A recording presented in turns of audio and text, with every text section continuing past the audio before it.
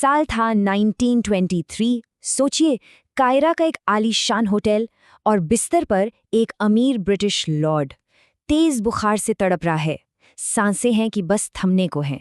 ये कोई आम मौत नहीं थी, ये वो मौत थी जिसने एक ऐसे खौफनाक अफसाने को जन्म दिया जो आज 100 साल बाद भी लोगों के रोंगटे खड़े कर देता है।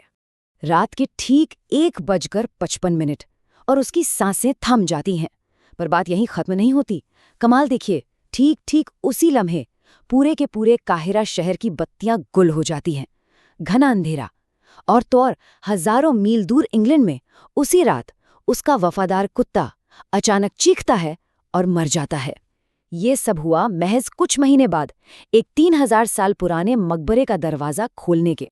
कहते हैं कि मकबरे के दरवाजे पर ये भयानक चेतावनी लिखी थी, जो भी फ़ैरो की शांति भंग करेगा, मौत तेज पंखों पर सवार होकर उसे ले जाएगी। और बस यहीं से शुरू हुई मम्मी के श्राप की वो कहानी जिसे सब जानते हैं। लेकिन ये सब शुरू कैसे हुआ? चलिए मौत और श्राप की इस कहानी से कुछ महीने पीछे चलते हैं, जब एक ऐतिहासिक खोज हुई थी। ये कहानी है एक ब्रिटिश आर्कियोलॉजिस्ट हॉवर्ड कार्टर की। वो सालों से एक ऐसे फ़ैरो की कब्र खोज रहे थे जिसके बारे में दुनिया लगभग भूल चुकी थी, और इस खोज का सारा खर्चा उठा रहे थे लॉर्ड कार्नावॉन। 15 साल, 5 लाख पाउंड और हाथ खाली। अब लॉर्ड का सब्र टूट रहा था। उन्होंने कार्टर को साफ साफ कह दिया था, ये तुम्हारा आखिरी मौका है। इस बार कुछ नहीं मिला तो बस खेल खत्म। और फिर आया 26 नवंबर 1922 का वो दिन। कार्टर ने मकबरे की सील में एक छोटा सा छेद किया। अंदर से हजारों साल पुरानी गर्म हवा का एक झोंका बाहर आया। पीछे खड़े लॉर्ड कार्नावॉन ने बेचैनी से पूछा, कुछ दिखा क्या? और कार्टर ने जो जवाब दिया वो इतिहास में दर्ज हो गया।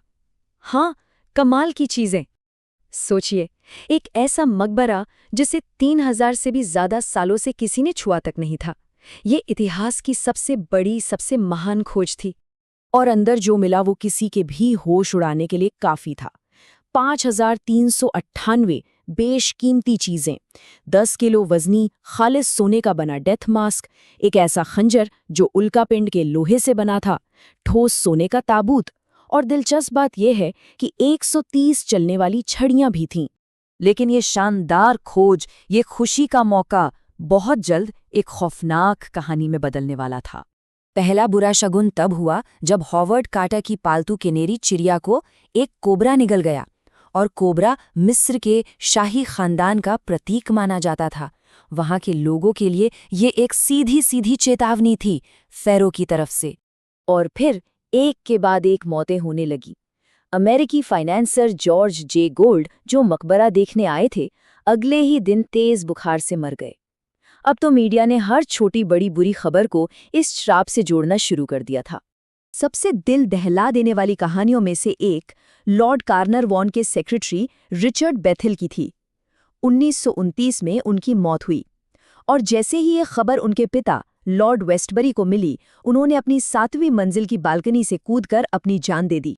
साल 1929 आते आते मकबरे से जुड़ी मौतों का आंकड़ा 22 तक पहुंच गया था।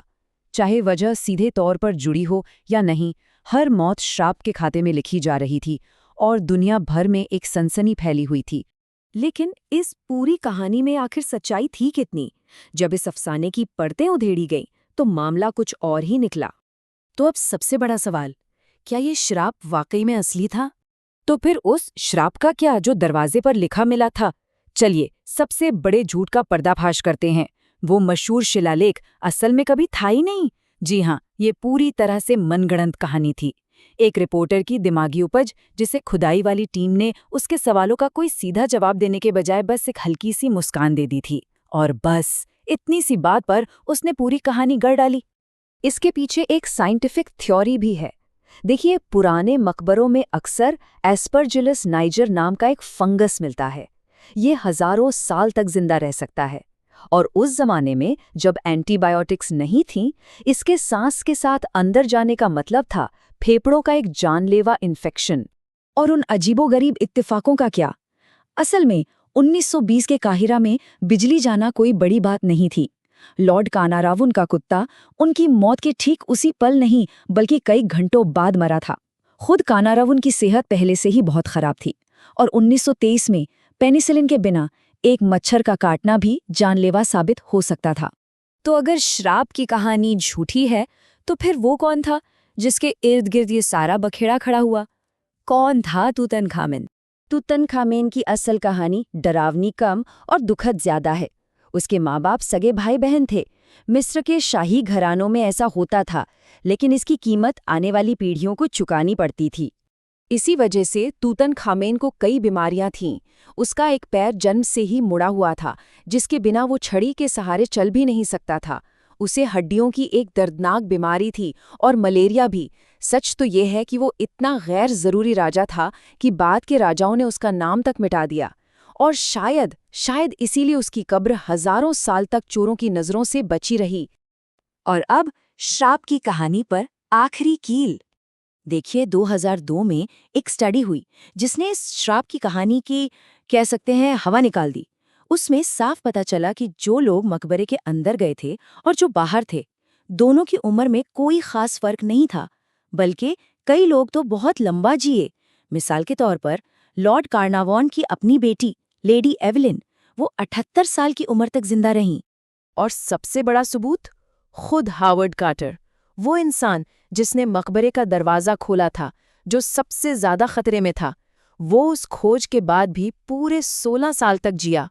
जब भी कोई उनसे श्राप के बारे में पूछता, कार्टर का एक ही जवाब होता, मैं तो अब भी जिंदा हूं। तो आखिर में ये श्राप किसी को मारने में तो नाकाम रहा, लेकिन हाँ, इसने गुमनाम से लड़के राजा को हमेशा के लिए अमर जरूर बना दिया। एक ऐसा नाम जिसे अब ये दुनिया कभी नहीं भूल पाएगी।